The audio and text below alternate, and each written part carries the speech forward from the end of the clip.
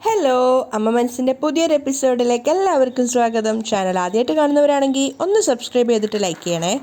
അപ്പോൾ ചന്ദ്രികയോട് വിളിച്ചിട്ട് കറസ്പോണ്ടൻറ്റ് പറയുന്നുണ്ട്, 2 ദിവസത്തിനകം ഞാൻ അങ്ങോട്ടേക്ക് വരും, അപ്പോഴേക്കും നിങ്ങൾ സ്കൂൾ യൂണിഫോമിൻ്റെ പണികളൊക്കെ ഫുൾ ചെയ്ത് തീർത്തിട്ടുണ്ടാവണം. ചന്ദ്രികയും കുറച്ചൊരു ഭയത്തോടെ തന്നെയാണ് തിരിച്ച് റിപ്ലൈ കൊടുക്കുന്നത്.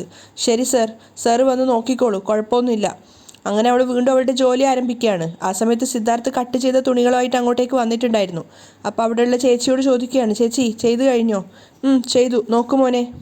സിദ്ധു നോക്കുന്ന സമയത്ത് പെർഫെക്റ്റ് ആയിട്ടാണ് അവർ തയ്ച്ചിരിക്കുന്നത്. ആ സമയത്ത് ചന്ദ്രികയെ നോക്കുമ്പോൾ ചന്ദ്രിക എന്തോ ഒരു കാര്യം ചെയ്യുന്ന തിരക്കിലാണ്.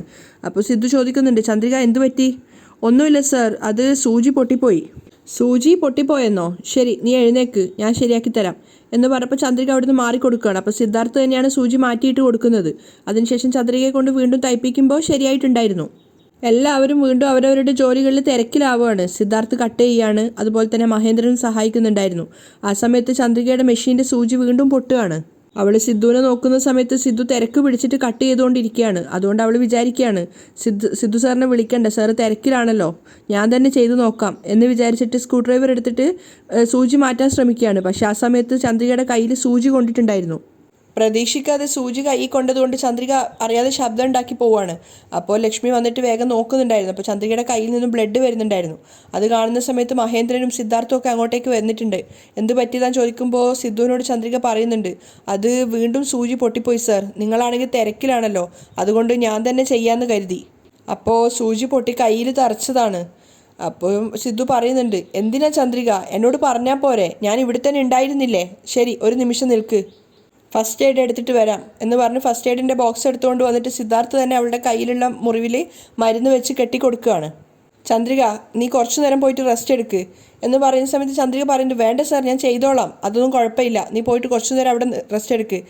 എന്നിട്ട് സിദ്ധു മഹേന്ദ്രനോട് പറയുന്നുണ്ട്, അങ്കിൾ ഞാൻ സ്റ്റിച്ച് ചെയ്തോളാം, അങ്കിൾ പോയിട്ട് കട്ട് ചെയ്തോളൂ, ടൈം കളയാനില്ല. ശരി, ശ്രദ്ധിച്ച് ചെയ്യ് സിദ്ധു എന്ന് പറഞ്ഞിട്ട് മഹേന്ദ്രനും പോവുകയാണ്. ചന്ദ്രിക അവിടെ റൂമിൽ കൊണ്ടുപോക്കിയതിന് ശേഷം ലക്ഷ്മിയും വന്നിട്ട് അവരവരുടെ ജോലി ചെയ്യുന്നുണ്ടായിരുന്നു. കുറച്ചു നേരം റെസ്റ്റൊക്കെ കഴിഞ്ഞ് വന്നതിന് ശേഷം ചന്ദ്രിക അവളുടെ മെഷീൻ്റെ മുകളിൽ തയ്ക്കാൻ വേണ്ടി ഇരിക്കുകയാണ്. ആ സമയത്ത് സിദ്ധു അവളെ നോക്കുമ്പോൾ സിദ്ധുവിനെ തന്നെ നോക്കിയിരിക്കുകയാണ് ചന്ദ്രിക. അവർ രണ്ടുപേരും പരസ്പരം കണ്ണുകൾ കൊണ്ട് നോക്കി പുഞ്ചിരിക്കുകയാണ്. ചന്ദ്രിക വീണ്ടും തയ്ച്ചുകൊണ്ടിരിക്കുന്നുണ്ടായിരുന്നു. അങ്ങനെ ലോഡ് വന്ന മെറ്റീരിയൽസൊക്കെ സിദ്ധുവും മഹേന്ദ്രനും കൂടി അവിടെ ഓഫീസിനകത്ത് എത്തിച്ചിട്ടുണ്ടായിരുന്നു. ആ സമയത്ത് ലക്ഷ്മിക്ക് എന്തോ ഒരു ബുദ്ധിമുട്ട് തോന്നുകയാണ്. എന്തോ തലകറങ്ങുന്നത് പോലെ അവർക്ക് തോന്നുന്നുണ്ടായിരുന്നു. പക്ഷെ അത് വകവെക്കാതെ വീണ്ടും അവർ തയ്ക്കാൻ നോക്കുകയാണ്. പക്ഷെ ആ സമയത്ത് അവർ തല കറങ്ങിയിട്ട് താഴെ അവിടെ നിലത്ത് വീഴുകയാണ്. അപ്പോഴേക്കും ചന്ദ്രികയും മഹേന്ദ്രനും സിദ്ധുവും ഒക്കെ അവിടെ അങ്ങോട്ടേക്ക് വന്നിട്ടുണ്ടായിരുന്നു. ബോധം പോയതുകൊണ്ട് തന്നെ ലക്ഷ്മിയുടെ മുഖത്ത് വെള്ളം തളിച്ചിട്ടാണ് അവർക്ക് ബോധം വന്നത്. മഹേന്ദ്രൻ ലക്ഷ്മിയോട് ചോദിക്കുന്നുണ്ട്, താൻ രാവിലെ ഭക്ഷണമൊന്നും കഴിച്ചിട്ടുണ്ടായിരുന്നില്ലേന്ന്. ലക്ഷ്മി ആകെ ടയേർഡാണ്. അങ്ങനെ ലക്ഷ്മിയെ അവിടെ മഹേന്ദ്രൻ കൊണ്ടുപോയിട്ട് റെസ്റ്റ് എടുക്കാൻ വേണ്ടിയിട്ട് നിർത്തുകയാണ്. ആ സമയത്ത് ചന്ദ്രികയ്ക്കും സിദ്ധുവിനും വല്ലാത്ത സങ്കടമാവുന്നുണ്ടായിരുന്നു. ചന്ദ്രികയോട് അവളുടെ മെഷീനിൽ കയറി തയ്ച്ചോളാൻ പറഞ്ഞിട്ട് സിദ്ധാർത്ഥ് ലക്ഷ്മി ഇരിക്കുന്ന മെഷീനിൽ ഇരുന്നിട്ട് ലക്ഷ്മി തയ്ച്ചതിൻ്റെ ബാക്കി തയ്ക്കുകയാണ്. സിദ്ധുവിൻ്റെ ആ ഒരു പ്രവൃത്തി കാണുന്ന സമയത്ത് ചന്ദ്രികയ്ക്ക് വല്ലാത്ത സങ്കടവും സന്തോഷവും ഒരുപോലെ തോന്നുന്നുണ്ടായിരുന്നു. കാരണം ഏതൊരു ആപത്തിലും സിദ്ധു തങ്ങളുടെ ഒപ്പം ഉണ്ടാവും എന്നുള്ളൊരു സന്തോഷത്തിൽ. ആ സമയത്താണ് പഴയതുപോലെ തന്നെ മനോഹരൻ വന്നിട്ട് ജനലിൻ്റെ വാതിൽ തുറന്ന് നോക്കുന്നത്. അപ്പോൾ മനോഹരൻ നോക്കുന്ന സമയത്ത് 4 പേരും കൂടെ ചേർന്ന് തയ്ക്കുകയാണ്. അപ്പോൾ അയാൾ വിചാരിക്കുന്നുണ്ട്, ഓ വീണ്ടും തയ്ക്കാൻ ആരംഭിച്ചോ? തയ്ക്ക്. നിങ്ങളിത് എങ്ങനെയാണ് ഡെലിവറി ചെയ്യുന്നതെന്ന് ഞാനൊന്ന് കാണട്ടെ. ഇത് ആദ്യം തന്നെ മേഘയോട് പോയിട്ട് പറയണം. മനോഹരൻ അവിടെ വന്നതുപോലും ചന്ദ്രികയും സിദ്ധാർത്ഥൊന്നും അറിഞ്ഞിട്ട് പോലും ഉണ്ടായിരുന്നില്ല. അയാളുടെ കാര്യങ്ങളൊക്കെ ചിന്തിച്ചതിന് ശേഷം ജനലിൻ്റെ വാതിലടച്ചിട്ട് അവിടുന്ന് പോവുകയാണ്. ആ സമയത്തും സിദ്ധാർത്ഥും ചന്ദ്രികയൊക്കെ അവരുടെ ജോലിയിൽ തന്നെ തുടർന്നുകൊണ്ടിരിക്കുകയാണ്. അതേസമയം മേഘയാണെങ്കിൽ അവളുടെ ക്യാബിനിൽ ഒരു ഡിസൈൻ വരഞ്ഞുകൊണ്ടിരിക്കുകയായിരുന്നു. ആ സമയത്ത് പെൻസിലിൻ്റെ മുന ഒടിഞ്ഞു പോവുകയാണ്. അവൾ വേഗം തന്നെ ഷാർപ്പർ നോക്കുന്ന സമയത്ത് ഷാർപ്പർ കാണുന്നില്ല. പെട്ടെന്ന് കൈ കിട്ടിയത് ബ്ലേഡ് ആയതുകൊണ്ട് ബ്ലേഡ് വെച്ചിട്ട് ആ പെൻസിൽ അവൾ ചെത്തിയെടുക്കുകയാണ്.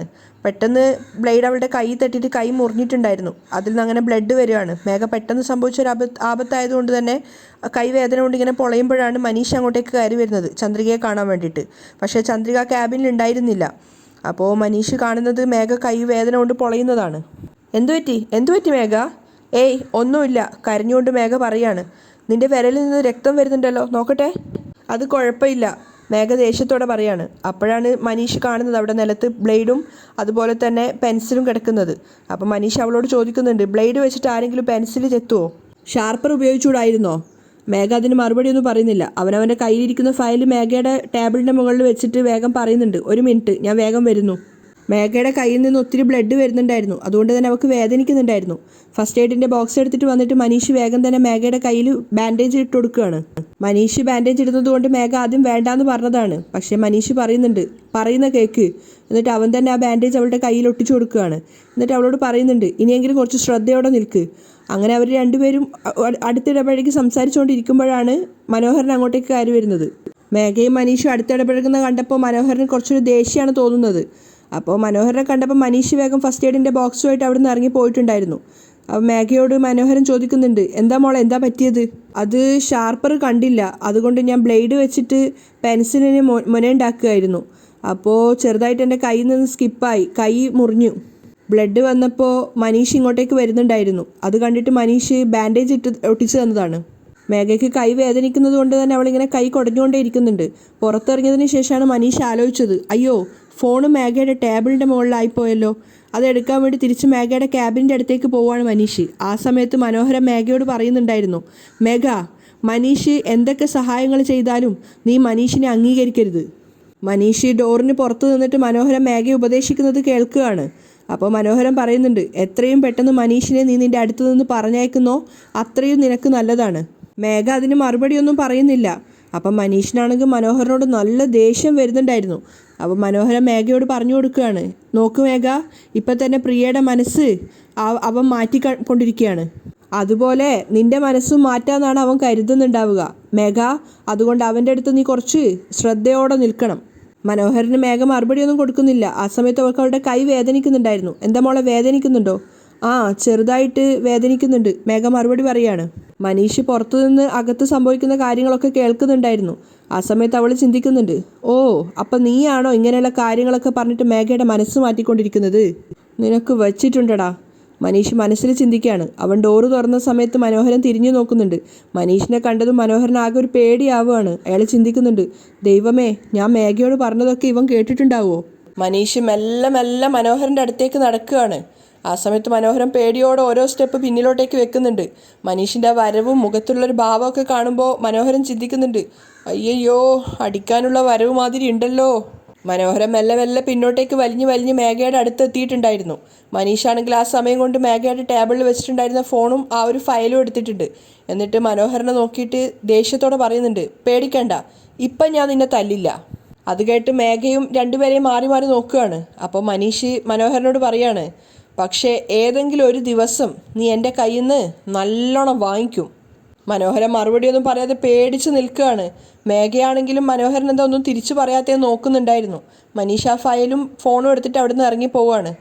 ഔ, സമാധാനമായി, എന്തായാലും അവൻ പോയല്ലോ, മനോഹരൻ ചിന്തിക്കുന്നുണ്ട്. സിദ്ധുവിനെയും മനീഷിനെയും കാണുമ്പോൾ മനോഹരൻ എന്തു പറഞ്ഞാൽ ഉള്ളിലൊരു ഭയം തന്നെയാണ്. അപ്പോൾ മേഘ ചോദിക്കുന്നുണ്ട്, എന്താ അങ്കിൾ, കുറച്ചു നേരത്തെ നല്ല വർത്താനൊക്കെ പറഞ്ഞതായിരുന്നല്ലോ, മനീഷിനെ കണ്ടപ്പോൾ പറഞ്ഞതൊക്കെ മറന്നുപോയോ, പേടിച്ചു പോയല്ലോ? അപ്പോഴേക്കും മനോഹരൻ ചിരിച്ചുകൊണ്ട് പറയാണ്, ആര് പേടിക്കാൻ, ഞാനോ? ഏയ്, നീ തെറ്റിദ്ധരിച്ചതാ. ഞാൻ അവനെ തല്ലിയിട്ടുണ്ടെങ്കിൽ അവനത് കൊള്ളാനുള്ള കഴിവ് പോലും ഇല്ല, ചെറിയ ചെക്കനാ. ഇളിഭ്യനായിക്കൊണ്ടാണ് മനോഹരൻ പറയുന്നത്. അത് മേഘയ്ക്കും മനസ്സിലായിട്ടുണ്ട്, മനോഹരനും മനസ്സിലായിട്ടുണ്ട്. അവസാനം മേഘ തന്നെ പറയാണ്, ശരി ശരി, ഇനി വന്ന കാര്യം പറയാൻ നോക്ക്. അപ്പോൾ പിന്നെ ഗൗരവത്തോടെ മനോഹരൻ പറയുന്നുണ്ട്, മേഘ, ഞാൻ ഈ ചന്ദ്രികയുടെ കമ്പനിയുടെ അടുത്തേക്ക് പോയിട്ടുണ്ടായിരുന്നു. സ്കൂൾ യൂണിഫോം അവർ വീണ്ടും തയ്ക്കാൻ ആരംഭിച്ചിട്ടുണ്ട്. എനിക്കെന്തോ അവരത് തയ്ച്ച് തീർക്കുമെന്നാണ് തോന്നുന്നത്. അപ്പോൾ മേഘയ്ക്ക് തന്നെ അതിശയം തോന്നുകയാണ്. മേഘ ചോദിക്കുന്നുണ്ട്, എന്താ അങ്കിൾ പറയുന്നത്? മെറ്റീരിയലൊക്കെ വാങ്ങിക്കാൻ അവർക്ക് എവിടുന്ന പൈസ കിട്ടിയത്? അപ്പം മനോഹരൻ ദേഷ്യത്തോടെ പറയാണ്, മേഘ, ലക്ഷ്മിയുടെ സ്വർണങ്ങളൊക്കെ ചന്ദ്രികയ്ക്ക് അവർ കൊടുത്തിട്ടുണ്ടായിരുന്നു. അത് സിദ്ധാർത്ഥും ചന്ദ്രികയും കൊണ്ടുപോയി ബാങ്കിൽ പണയം വെച്ചിട്ട് അവർ മെറ്റീരിയലൊക്കെ വാങ്ങിയിട്ട് ജോലി ആരംഭിച്ചു കഴിഞ്ഞു. അപ്പോൾ മേഘ വീണ്ടും സംശയത്തോടെ ചോദിക്കുകയാണ്, പക്ഷേ അവരുടെ കമ്പനിയിൽ ജോലി ചെയ്യാൻ ആരും ഇല്ലല്ലോ? അതെ, ജോലി ചെയ്യാൻ ആരുമില്ല. പക്ഷേ സിദ്ധാർത്ഥ്, ചന്ദ്രിക, മഹേന്ദ്രൻ, ലക്ഷ്മി ഇവർ തന്നെ കൂട്ടം കൂടി എല്ലാ ജോലിയും ചെയ്തു തീർക്കുന്ന പോലെയാണ് എനിക്ക് തോന്നുന്നത്, മനോഹരൻ പറയുന്നുണ്ട്. ഇപ്പോൾ പോയവനെ നോക്ക്, അവനും കൂടെ ചേർന്നിട്ട് ഹെൽപ്പ് ചെയ്തിട്ടാണ് എല്ലാം ചെയ്തു തീർക്കുന്നത്. അത് കേട്ടതും മേഘ ആകെ ഡെസ്പായിട്ടിരിക്കുകയാണ്. അവൾ ആകെ സങ്കടത്തിലായിരുന്നു. അപ്പോൾ മനോഹരൻ പറയുന്നുണ്ട്, മേഘ, കഴിഞ്ഞ പ്രാവശ്യം കർപ്പൂരം വീണിട്ടാണ് തീ കത്തിയിട്ട് യൂണിഫോമൊക്കെ കത്തി നശിച്ചതെന്നാണ് അവർ കരുതിയത്. പക്ഷെ നമ്മളാണത് തീയരിച്ച് നശിപ്പിച്ചതെന്ന് അവർക്കറിയില്ലല്ലോ. ഇത്തവണയും അവർ തയ്ച്ചു തീർക്കട്ടെ, അതുപോലെ തന്നെ നമുക്ക് എന്തെങ്കിലുമൊക്കെ ചെയ്യാം. അപ്പോൾ മേഘയുടെ മുഖത്തൊരു പുഞ്ചിരി വിരിയുന്നുണ്ട്. മേഘ പറയുന്നുണ്ട്, അങ്ങനെ എന്തെങ്കിലും ചെയ്യണം അങ്കിൾ. ചന്ദ്രികയ്ക്ക് ഒരു ഓർഡറും കംപ്ലീറ്റ് ചെയ്യാൻ പറ്റരുത്. എത്ര ഓർഡർ കിട്ടിയാലും അതൊക്കെ നമ്മളിങ്ങനെ നശിപ്പിച്ചുകൊണ്ടേയിരിക്കണം. അതിനുവേണ്ടി എന്ത് വേണമെങ്കിലും ചെയ്തോ. അവസാനം ഈ ചന്ദ്രിക ഈ കമ്പനിയും വേണ്ട, ഈ ബിസിനസ്സും വേണ്ട എന്ന് പറഞ്ഞ് എല്ലാം ഒഴിവാക്കി ഇവിടുന്ന് പോവണം. നീ എന്തിനാ മോളെ പേടിക്കുന്നത്? നീ പറഞ്ഞു കഴിഞ്ഞല്ലോ. ഇനി നീ എന്താണോ പറയുന്നത് അതുപോലെ ഈ അങ്കിള് ചെയ്യുമല്ലോ. മനോഹരനും മേഘയ്ക്കൊപ്പം നിന്ന് പൊട്ടിച്ചിരിക്കുകയാണ്. അവർ രണ്ടുപേരും ചന്ദ്രികയുടെ ആ ഒരു വർക്ക് തീർന്നിട്ട് അത് നശിപ്പിക്കാനുള്ള പ്ലാനിലാണ് ഉണ്ടായിരുന്നത്. അതേസമയം ജ്യോതിയുടെ വീട്ടിലാണെങ്കിൽ അവളുടെ ഏട്ടൻ വന്നിട്ടുണ്ടായിരുന്നു. അയാൾക്ക് ചോറ് വിളമ്പി കൊടുക്കുകയാണ് ജ്യോതി. ആ സമയത്ത് ജ്യോതി ഏട്ടനോട് ചോദിക്കുന്നുണ്ട്, ഏട്ടാ, ജാനകിയുടെ വീട്ടിൽ ഒരു ജോലിക്കാരിയെ നിങ്ങൾ വിട്ടിട്ടുണ്ടായിരുന്നില്ലേ? അവളെ അവിടെ അവർ പെർമനൻ്റ് ആക്കിയോ? ഈ ഒരു ചോദ്യത്തിൻ്റെ ആവശ്യം തന്നെ ഇല്ല മോളെ. ജാനകിക്ക് അവളെ ഒത്തിരി ഇഷ്ടമായി. ആഹാ, അത് കൊള്ളാലോ. നീ വളരെ നന്നായിട്ട് ജോലി ചെയ്യുന്നുണ്ട്, നല്ല ക്ലീനും നീറ്റും ആണെന്നൊക്കെ പറഞ്ഞിട്ട് പെർമനൻ്റ് ആയിട്ട് അവളെ അവിടെ തന്നെ ജോലിക്ക് നിർത്തിയിട്ടാണുള്ളത്. ആഹാ, അത് കൊള്ളാലോ. ജ്യോതിക്ക് അത് കേട്ടപ്പോൾ സന്തോഷമായി. നിനക്ക് വിശ്വാസമില്ലെങ്കിൽ ഞാൻ ഫോൺ ചെയ്യാം, നീ തന്നെ നേരിട്ട് കേട്ടോ എന്ന് പറഞ്ഞിട്ട് അയാൾ ആ വീട്ടിലുള്ള ജോലിക്കാരിയായിട്ടുള്ള സുന്ദരിയെ കോൾ ചെയ്യാണ്. സുന്ദരിയാണെങ്കിൽ ആ സമയത്ത് അവിടെ നിലം തറ തുടച്ചുകൊണ്ടിരിക്കുകയായിരുന്നു. അപ്പോൾ അവർ ചുറ്റിലും നോക്കിക്കൊണ്ടാണ് ഫോൺ എടുക്കുന്നത്. അപ്പോൾ ജ്യോതിയുടെ സഹോദരൻ്റെ നമ്പർ കാണുന്ന സമയത്ത് അവരാരും കാണാതെ വേഗം തുടക്കുന്ന ബക്കറ്റൊക്കെ അവിടെ മാറ്റി വെച്ചിട്ട് പുറത്തേക്ക് ഇറങ്ങി പോവാണ്. എന്നിട്ടാണ് കോൾ അറ്റൻഡ് ചെയ്യുന്നത്. പരസുന്ദരി, അവിടെ ആർക്കും നിൻ്റെ പേര് സംശയമൊന്നുമില്ലല്ലോ? ഒരു സംശയവും ഇല്ല സർ. എന്നെ ജാനകി അമ്മയ്ക്ക് ഒത്തിരി ഇഷ്ടമായി. അതുകൊണ്ട് എന്നെ പെർമനൻ്റ് ആക്കിയിട്ട് ഇവിടുത്തെ ജോലിക്കാരിയാക്കി മാറ്റിയിരിക്കുകയാണ്. അപ്പോൾ അയാൾ പറയുന്നുണ്ട്, അത് എന്ന് വെച്ച് അവിടെ തന്നെ പെർമനൻ്റ് ആയിട്ട് ജോലി ചെയ്യല്ലേ നിങ്ങൾ? അപ്പോൾ സുന്ദരി പറയുന്നുണ്ട്, എന്തിനാണോ ഞാൻ ഇവിടെ വന്നത് ആ ജോലി ചെയ്തിട്ട് ഞാൻ ഇവിടുന്ന് എത്രയും പെട്ടെന്ന് രക്ഷപ്പെടും. അത് കേട്ട് ജ്യോതിക്കും അവളുടെ സഹോദരന് ഒത്തിരി സന്തോഷമാവുകയാണ്. നിങ്ങൾ ഒന്നുകൊണ്ടും ഭയപ്പെടേണ്ട സാർ. സുന്ദരി വാക്ക് കൊടുക്കുന്നുണ്ട്, ഇനി എന്തായാലും 1 മാസത്തിനകം ശരിയായ ഒരു സന്ദർഭം കിട്ടിക്കഴിഞ്ഞാൽ തീർച്ചയായിട്ടും ജാനകിയുടെ കഥ ഞാൻ തന്നെ അവസാനിപ്പിക്കും സാർ.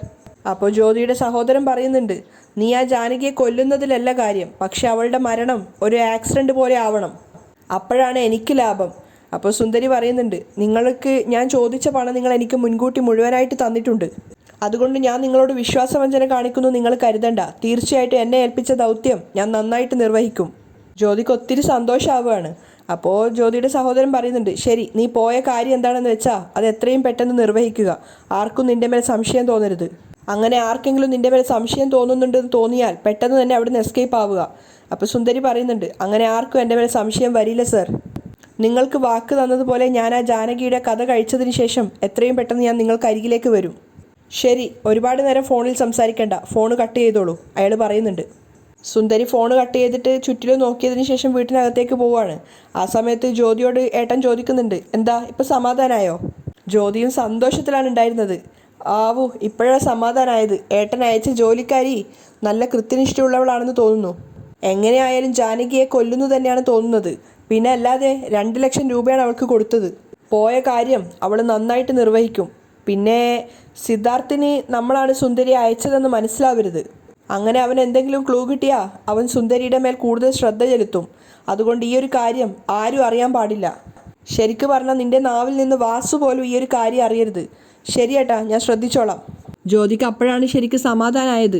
രാത്രി ആകുന്നതുവരെ ചന്ദ്രികയും ബാക്കിയുള്ള ജോലിക്കാരും ലക്ഷ്മിയും ഒക്കെ കൂടെ ചേർന്ന് തയ്ച്ചിട്ടുണ്ടായിരുന്നു. അങ്ങനെ പിറ്റേന്ന് നേരം വെളുത്ത സമയത്ത് സിദ്ധാർത്ഥിൻ്റെ അടുത്ത് മഹേന്ദ്രൻ പറയുന്നുണ്ട്, അവസാനമായിട്ട് എങ്ങനെയാണ് തീ കത്തിയതെന്ന് അറിയില്ല മോനെ. അതുകൊണ്ട് എന്തു തന്നെ ആയാലും നീ 4 ഭാഗത്തും CCTV ക്യാമറ വെക്കണം. ശരി അങ്കിൾ, അങ്കിള് പറഞ്ഞത് ശരിയാണ്. എനിക്ക് തോന്നുന്നത് അത് തന്നെയാണ് നല്ലതെന്നാ. ഞാൻ 4 ഭാഗത്തും CCTV ക്യാമറ വെക്കാം. ശരി അങ്കിൾ, ഞാനത് ചെയ്തോളാം എന്ന് പറഞ്ഞിട്ട് സിദ്ധു അവിടെ നിന്ന് പോവുകയാണ്. ആ സമയത്ത് ചന്ദ്രിക തയ്ച്ച യൂണിഫോമൊക്കെ അയൺ ചെയ്ത് വെക്കുന്നുണ്ടായിരുന്നു. അവിടെയാണ് ഇന്നത്തെ എപ്പിസോഡ് വൈൻഡപ്പ് ചെയ്യുന്നത്.